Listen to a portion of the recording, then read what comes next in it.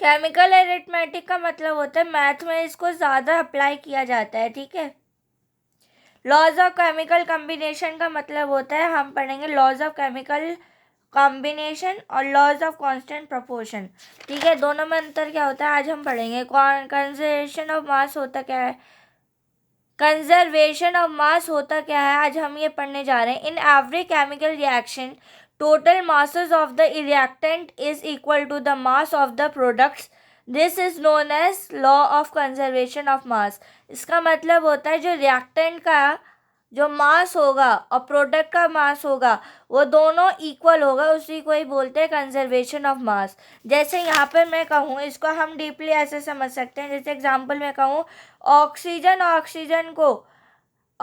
Oxygen का जो मास होगा उसको बोलते हैं रिएक्टेंट, ठीक है। तो हमें जो प्रोडक्ट मिलेगा वो क्या मिलेगा, O2 मिलेगा। तो ये हो गया प्रोडक्ट।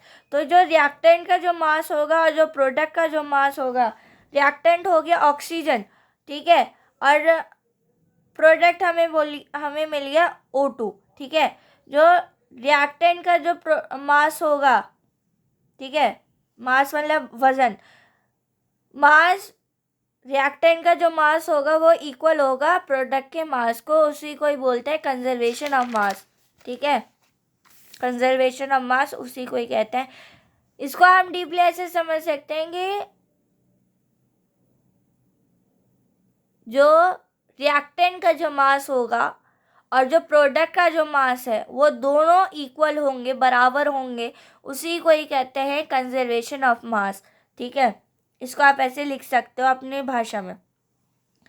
सेकेंड है laws of constant proportion. Constant मतलब जो कांस्टेंट रहता है। कांस्टेंट का दूसरा मतलब होता है जो फिक्स्ड होता है, मतलब उसमें चेंजेस आएंगे ही नहीं, ठीक है।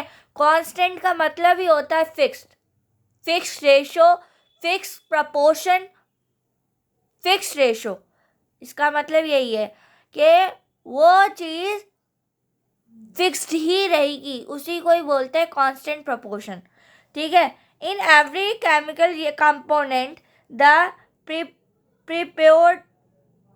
proportions by the mass of the elements that proposed are fixed independent on the origin of the compound, its mode of preparation। आप अपनी लैंग्वेज में मैंने आपको समझा दिया, इसी को आप अपनी लैंग्वेज में लिख सकते हो, अपनी भाषा में लिख सकते हो, आप लिख लेना, ठीक है। मेरा काम था समझाना, वो मैंने आपको समझा दिया कि लॉ ऑफ कांस्टेंट प्रोपोर्शन का मतलब होता है जो फिक्स्ड होता है, चेंजेस उसमें आएंगे ही नहीं, उसी को ही कहते हैं कांस्टेंट प्रोपोर्शन। इसमें जैसे एग्जांपल मैं कहूँ 2mg + O2 तो हमें मिलेगा MgO। तो MgO क्या हो गया, प्रोडक्ट हो गया, और Mg और O2 क्या हो गया, मास हो गया। मैंने आपको डीपली और समझा दिया था कि जितना रिएक्टेंट का जो मास होगा और जो प्रोडक्ट का मास होगा वो दोनों बराबर होंगे, उसी को ही कहते हैं लॉ ऑफ कांस्टेंट प्रोपोर्शन, ठीक है।